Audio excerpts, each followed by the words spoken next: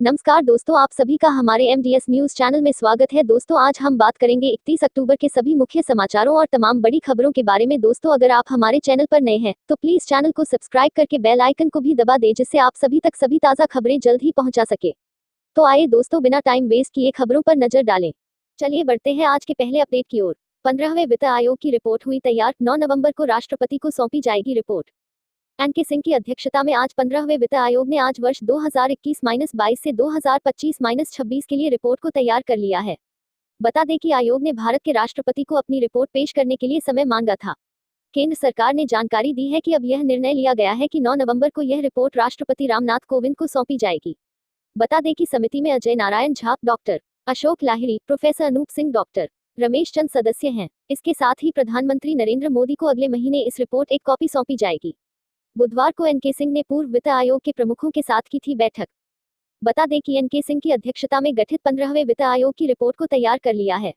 आयोग को 2021-26 के लिए अपनी रिपोर्ट 30 अक्टूबर 2020 तक सरकार को सौंपनी है। रिपोर्ट को अंतिम रूप देने से पहले 15वें वित्त आयोग के चेयरमैन NK सिंह ने बुधवार को पूर्व वित्त आयोग के प्रमुखों के साथ बैठक की थी।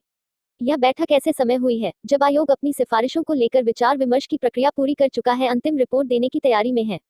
आधिकारिक विज्ञप्ति के अनुसार वीडियो कॉन्फ्रेंस के जरिए हुई शिष्टाचार बैठक में आयोग के अन्य सदस्य भी शामिल हुए। बयान के अनुसार 15वें वित्त आयोग के चेयरमैन सिंह अन्य सदस्यों ने 12वें 13वें वित्त आयोग के चेयरमैन क्रमशः सी रंगराजन, डा विजय केलकर के साथ बैठक की थी। सिंह ने बैठक में कहा था, यह पिछले 20 वर्षों में हमारे संघीय इतिहास का प्रतिनिधित्व है। 15वें वित्त आयोग को 2021-26 के लिए अपनी अंतिम रिपोर्ट 30 अक्टूबर 2020 तक उपलब्ध करानी थी। आयोग अपना काम पूरा करने के लगभग करीब है। पूर्व वित्त आयोग के प्रमुखों ने कहा कि कोविड-19 के कारण जिस कड़ी चुनौती के बीच मौजूदा आयोग ने काम किया वह सराहनीय है। कोविड-19 संकट के कारण आर्थिक गतिविधियां प्रभावित हुई है, उसका प्रतिकूल असर केंद्र एवं राज्य सरकारों की राजकोषीय स्थिति पर पड़ा है। बयान के अनुसार बैठक में 15वें वित्त आयोग के चेयरमैन सदस्यों ने पूर्व वित्त आयोग के प्रमुखों की सोच, कामकाज तथा उनके साथ विचार विमर्श से विभिन्न पहलुओं के बारे में जो स्पष्ट जानकारी सोच मिली उसको लेकर आभार जताया था। सोनबार असेंबली सीट को लेकर बड़ी खबर सामने आई है। सोनबार असेंबली सीट, सोनबरसा विधानसभा सीट के पिछले नतीजे टू बिहार इलेक्शन 2020। बिहार का सोनबरसा विधानसभा सीट मधेपुरा लोकसभा के तहत आता है। 1957 में सोनबरसा सीट पर हुए पहले विधानसभा चुनाव में निर्दलीय कैंडिडेट सिंहेश्वर राय ने जीत हासिल की थी। 1962 के चुनाव में भी सोनबरसा सीट से निर्दलीय कैंडिडेट सीताराम महतो ने जीत हासिल की थी। वहीं 1967 में निर्दलीय कैंडिडेट RN राय ने सोनबरसा सीट से जनता का समर्थन हासिल किया था। 1969 के चुनाव में सोनबरसा सीट से कांग्रेसी कैंडिडेट राजनंदन राय ने विरोधियों को शिकस्त दे दिया था। 1972 में सोनबरसा सीट पर हुए चुनाव में SOP पार्टी के कैंडिडेट सीताराम महतो ने जीत हासिल की थी। 1977 में यहां से कांग्रेस पार्टी की टिकट पर मोहम्मद आलम ने जनता का समर्थन हासिल कर लिया था। वहीं 1980 के विधानसभा चुनाव में यहां से कांग्रेस पार्टी के कैंडिडेट मोहम्मद अनवारुल हक ने विरोधियों को शिकस्त दे दिया था। 1985 में सोनबरसा सीट पर हुए चुनाव में लोकदल के टिकट पर कपूरी ठाकुर ने जनता का समर्थन हासिल कर लिया था। 1990 और 1995 के चुनाव में सोनबरसा सीट से जनता दल के कैंडिडेट रामजीवन प्रसाद ने जनता का समर्थन हासिल किया था। 2000 और 2005 के चुनाव में सोनबरसा सीट से रामचंद्र पूर्वे ने RJD की टिकट पर जीत हासिल की थी। वहीं 2010 और 2015 के चुनाव में JDU कैंडिडेट रत्नेश सदा ने लगातार 2 बार सोनबरसा सीट से जीत का परचम लहराया था। विधानसभा चुनाव 2015 के नतीजे, अगर आंकड़ों के हिसाब से बात करें तो साल 2015 के विधानसभा चुनाव में सोनबरसा सीट से JDU कैंडिडेट रत्नेश सदा ने चुनाव में जीत हासिल की थी। रत्नेश सदा ने चुनाव में 88,789 वोट हासिल किया था। वहीं LJP की कैंडिडेट सरिता देवी को 35,026 वोट ही मिल पाया था। इस तरह से रत्नेश सदा ने सरिता देवी को 53,763 वोट के बड़े अंतर से हरा दिया था। वहीं 6,449 वोटों के साथ नोटा तीसरे स्थान पर रहा था। विधानसभा चुनाव 2010 के नतीजे, अगर आंकड़ों के हिसाब से बात करें तो साल 2010 के विधानसभा चुनाव में सोनबरसा सीट से JDU कैंडिडेट रत्नेश सदा ने चुनाव में जीत हासिल की थी। रत्नेश सदा ने चुनाव में 56,633 वोट हासिल किया था। वहीं LJP की कैंडिडेट सरिता देवी ने 25,188 वोट हासिल किया था। इस तरह से रत्नेश सदा ने सरिता देवी को 31,445 वोट के बड़े अंतर से हरा दिया था। वहीं कांग्रेस कैंडिडेट तारिणी ऋषिदेव ने 10,433 वोट लेकर तीसरा स्थान हासिल किया था। विधानसभा चुनाव 2005 के नतीजे, अगर आंकड़ों के हिसाब से बात करें तो साल 2005 के विधानसभा चुनाव में सोनबरसा सीट से RJD की टिकट पर रामचंद्र पूर्वे ने चुनाव में जीत हासिल की थी। रामचंद्र पूर्वे ने चुनाव में 35,843 वोट हासिल किया था। वहीं BSP कैंडिडेट अमजद हुसैन अनवर को 23,537 वोट मिला था। इस तरह से रामचंद्र पूर्वे ने अमजद हुसैन अनवर को 12,306 वोट के अंतर से हरा दिया था। वहीं बीजेपी कैंडिडेट रामनरेश प्रसाद यादव ने 13,952 वोट लेकर तीसरा स्थान हासिल किया था। 2020 के विधानसभा चुनाव में यहां महागठबंधन और एनडीए के बीच मुकाबला होगा, लेकिन जीत तो उसी पार्टी के कैंडिडेट को मिलेगी जिस पर जनता ज्यादा से ज्यादा भरोसा करेगी। दिल्ली पोल्यूशन को लेकर बड़ी खबर सामने आई है। दिल्ली में प्रदूषण पर लगाम लगाने में मदद करेगी #ग्रीन दिल्ली ऐप। जानिए क्या रहेगा काम। सर्दियों के मौसम के साथ ही देश की राजधानी दिल्ली और उसके आसपास के इलाकों में प्रदूषण की समस्या बढ़ती जा रही है। दिल्ली सरकार इसके लिए कई तरह के उपाय करने में जुट गई है। इसी कड़ी में दिल्ली सरकार ने #ग्रीन दिल्ली ऐप को लॉन्च किया है। इस मोबाइल एप्लीकेशन के जरिए आम लोग प्रदूषण से जुड़ी समस्या की शिकायत कर पाएंगे और उन्हें प्रदूषण को लेकर काफी तरह के अपडेट मिलते रहेंगे। दिल्ली सरकार द्वारा लॉन्च की गई ऐप किस तरह काम करती है, इसके बारे में हम आपको बताते हैं। ग्रीन ऐप दिल्ली को एंड्रॉइड फोन पर इंस्टॉल किया जा सकता है। दिल्ली में कहीं पर भी पर्यावरण से संबंधित शिकायत दर्ज कराई जा सकती है। ऐप डाउनलोड करने के बाद अपना मोबाइल नंबर डालना होगा, जिसके बाद OTP नंबर से रजिस्ट्रेशन होगा। ऐप में हिंदी और अंग्रेजी भाषा का ऑप्शन है ताकि किसी भी भाषा में आसानी से समझा जा सके। ऐप में एक प्लस साइन है जहां क्लिक करने से शिकायत की जा सकती है। इसमें किसी भी तरह का वीडियो, फोटो या ऑडियो डाला जा सकता है। उसमें जगह का नाम, अपने सुझाव भी दिया जा सकता है। गौर हो कि पिछले कुछ दिनों में दिल्ली में प्रदूषण की हालत बिगड़ी है।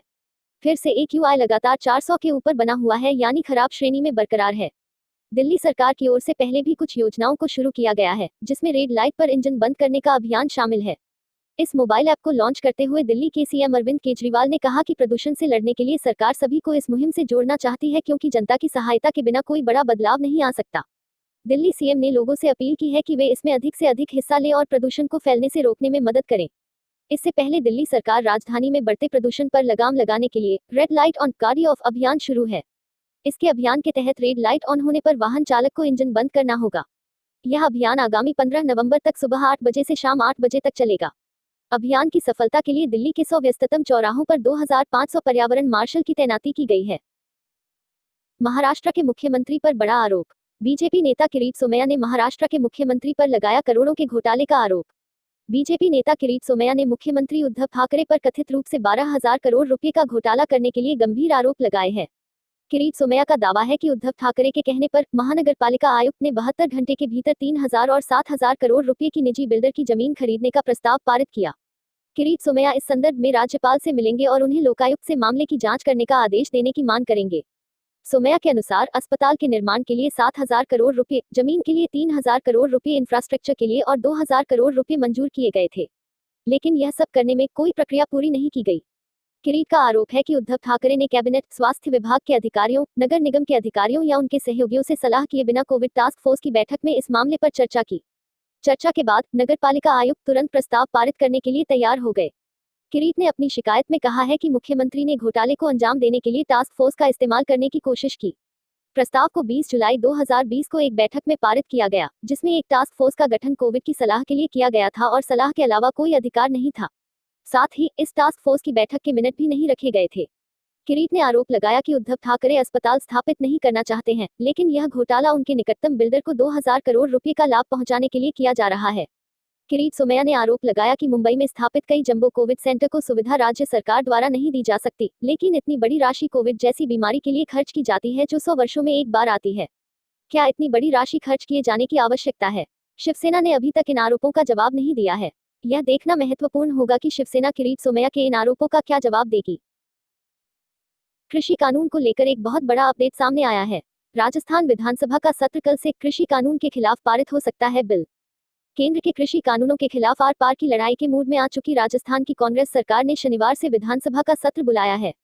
इस सत्र में प्रदेश की अशोक गहलोत सरकार तीनों कृषि कानूनों को निष्प्रभावी करने के लिए संशोधन विधेयक लाएगी।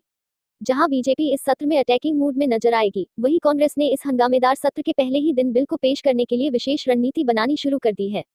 वैसे कृषि कानूनों को लेकर कांग्रेस और बीजेपी दोनों में ही जुबानी जंग भी जारी है। केंद्र सरकार के 3 नए कृषि कानूनों का अब तक सड़क पर जमकर विरोध करने वाली राजस्थान की अशोक गहलोत सरकार ने प्रदेश की सबसे बड़ी पंचायत में भी इसके खिलाफ कानून बनाकर विरोध करने की तैयारी शुरू कर दी है। इसके लिए शनिवार को राजस्थान विधानसभा का सत्र बुलाया गया है, जहां केंद्र के हाल ही में बनाए गए कृषि कानूनों के खिलाफ पंजाब सरकार की तर्ज पर संशोधन विधेयक लाने की तैयारियां हैं। खुद मुख्यमंत्री अशोक गहलोत भी इसके संकेत दे चुके हैं कि इस कानून किसानों को बर्बाद कर देगा और इस संबंध में कांग्रेस पार्टी के रुख को उनकी सरकार राजस्थान में संशोधित कानून के जरिए भी विरोध करेगी। जानकारी के अनुसार कृषि कानूनों के साथ साथ सरकार लंबित पड़े कई विधेयक को भी विधानसभा में पेश करेगी। एमएसपी से कम पर खरीद करने पर सख्त सजा का ऐलान भी यहां होगा। मुख्य सचेतक महेश जोशी का कहना है कि कल से विधानसभा शुरू होगी, जिसमें हम कल ही केंद्र सरकार के कृषि कानून में संशोधन वाला बिल लेकर आएंगे। क्या होगा, इन बिलों पर चर्चा कब होगी, यह बिजनेस सलाहकार समिति ही तय करेगी। बीजेपी की केंद्र सरकार ये जो तीनों कृषि कानून लेकर आई है, उसका किसानों के साथ साथ कांग्रेस भी विरोध कर रही है, क्योंकि इससे किसानों को कम और उद्योगपतियों को ज्यादा फायदा होगा। ऐसे में हम विधानसभा में कृषि और किसानों को लेकर विस्तार से चर्चा करने वाले हैं। कहा जा रहा है कि कोरोना काल के चलते यह सत्र 2 से 3 दिन का हो सकता है। हालांकि मौजूदा सत्र 24 अगस्त को अशोक गहलोत सरकार के उस वक्त आए राजनीतिक संकट के दौरान बहुत हासिल करने के बाद अनिश्चित काल के लिए स्थगित कर दिया गया था, लेकिन विधानसभा अध्यक्ष डॉक्टर सीपी जोशी ने विधानसभा की यह बैठक राज्य सरकार की ओर से अति आवश्यक शासकीय विधायी कार्य के लिए की गई अनुशंसा पर बुलाई है।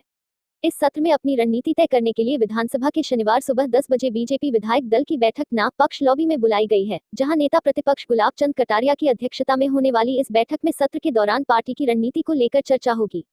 चूंकि सत्र विशेष रूप से केंद्र सरकार की ओर से हाल ही में पारित कृषि संबंधी कानूनों के खिलाफ संशोधित विधेयक लाने की मंशा से बुलाई जा रही है, लिहाजा बीजेपी सरकार के इसमें आक्रामक तरीके से पुरजोर विरोध के चलते यह अल्प सत्र भी पूर्व की तरह हंगामेदार रहने वाला है। प्रदेश बीजेपी अध्यक्ष सतीश पुनिया का कहना है कि यह संघीय ढांचे के खिलाफ है कि केंद्र कोई कानून बनाए और राज्य उसका इस तरह से विरोध करने लग जाए। राज्य के पास इसका अधिकार ही नहीं है। केंद्र ने किसानों के हितों को ध्यान में रखकर ही यह कानून बनाया है, जिसके बारे में गलत प्रचार किया गया है। हम सरकार की नियत का विरोध करते हैं और विधानसभा में इसका अजमकर विरोध करेंगे।